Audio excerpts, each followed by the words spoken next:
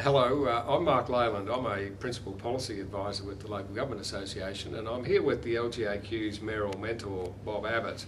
We're going to have a little discussion about the way the legislation has changed with regard to mayoral powers and responsibilities, but really whether that's going to make any difference to the way mayors actually operate or should operate. So Bob, my first question to you is, what do you think is going to change as a result of the changed legislation? Mark, I don't think there'll be much change. Regardless of the wording in the Act, the Mayor can only give instructions to the CEO or senior staff indeed on what's already either council policy or covered by a council resolution.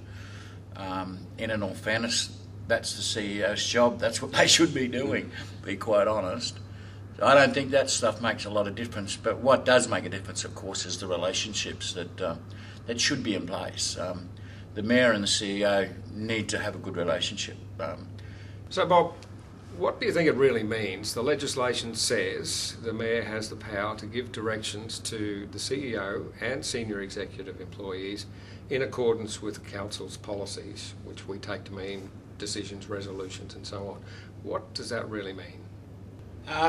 Well, those words are certainly there, but it also says that they can only be directed in the direction of any policies or resolutions that currently exist in the council.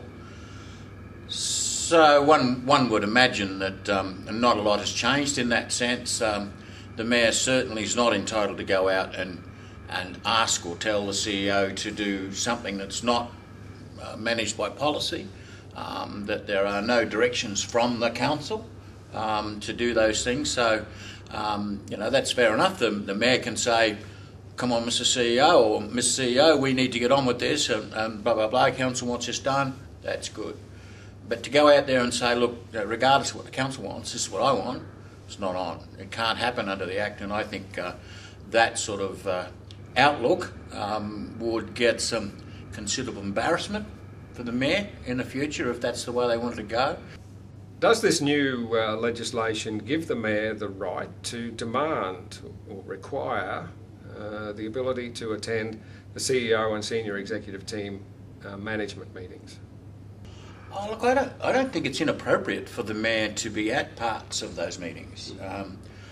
There are strategic discussions that go on there, and the Mayor's leadership in those strategic discussions is oftentimes not only influential but essential. But that's, I think, the limit of it. I think the day-to-day business needs to be done by the senior staff and by the CEO. There will be decisions that the Mayor may prefer not to be part of, to be quite honest. And I think it's only fair, I think, for an arrangement to be made for the Mayor to, if need be there for those strategic discussions, but move away from the general day-to-day stuff. It's, really it's not about the Mayor being involved in what road's going to get graded next or, how much that's going to cost. The Mayor's there to work on the business, not in the business. So I think, the Mayor needs to create that time to be forward-thinking rather than being in a position where they only deliver day-to-day stuff. Would it be sensible for council resolutions, policies and directions to be always at that strategic level? What I'm getting at is some councils may think that it's important to have resolutions about operational matters, about day-to-day matters. Do you think that that's a good way to go? There's got to be a line drawn there somewhere, Mark. I think if the council is in the business of making daily decisions on operational matters, they're in trouble. The council should be working on the business, really not in the business. They should be working out ways of making things better, not only for the community but for the council staff, and how they can operate better, how they can get better efficiencies or those sorts of things. But for a council to be making operational decisions as policy, I think it's dangerous and really ignoring what they're elected to do.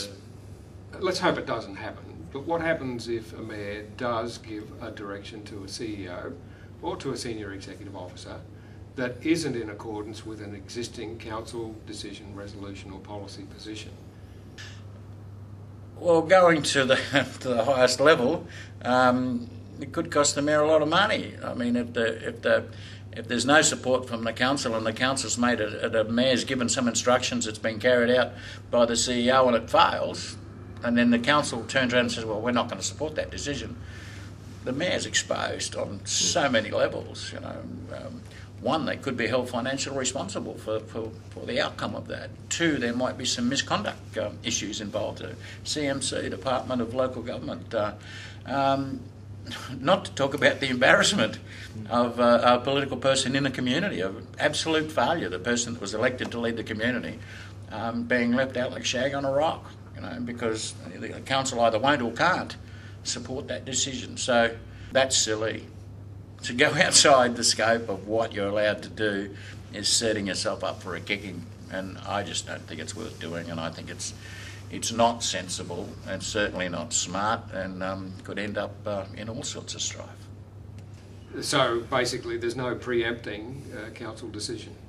The mayor that starts preempting council decisions, I think, is the mayor that's in for a short life, to be quite honest. 15 years of being a mayor, I understand implicitly that everybody in your council thinks differently, and the day that you start to think that you know what they're going to do is the day that they will change their mind. So you need to work with the council constantly. Your relationship with the council is as important as your relationship with the CEO and staff. Basically, you're a piggy in the middle as mayor. You know, you've got to deal both ways.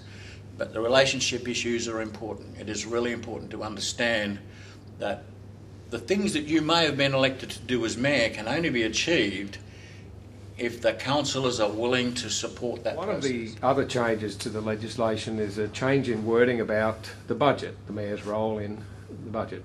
Previously, the mayor proposed the budget, now the mayor prepares the budget. And has to provide it to all the councillors a minimum of 14 days, I think, before the budget meeting. What's your comment on a mayor actually applying that legislation? Applying it literally, I think we go back to some of the stuff we said originally, Mark. I think the only thing that really will change in this stuff is the actual words in the Act, because the mayor needs to be a lot smarter and wiser than sort of coming up with some budget that no one else has seen and no one else has been involved in. For one, the staff are there. They're employed to give you frank and honest and open information about how you can deliver these sorts of things. And so the mayor really needs to be involved in talking with the staff and making sure that all of those things are covered. And then the councillors. I mean, the community input comes in through the councillors. The mayor is not the font of all knowledge in every community.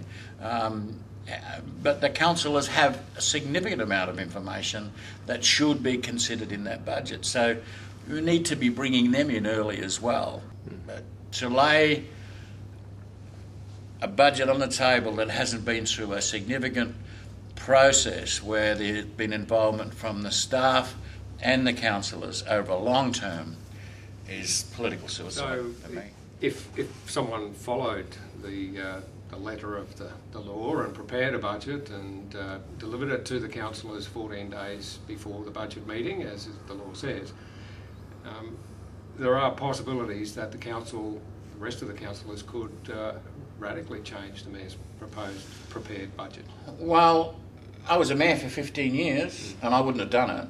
I was a councillor for 15 years before that, and I reckon that mayor would have been in a flogging to nothing, honestly.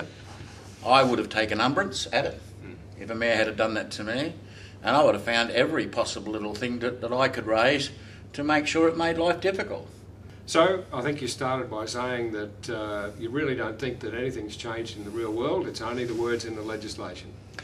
Yeah, look, I think that's the reality of it. The bottom line is the mayor can't do anything that the council hasn't already authorised or requested by policy or resolution. The mayor is responsible under the Act for doing certain things, but it will all rely heavily on the relationship between the mayor and the CEO and senior staff, the mayor and the councillors, and forever in that circle. Thanks, Paul. No worries.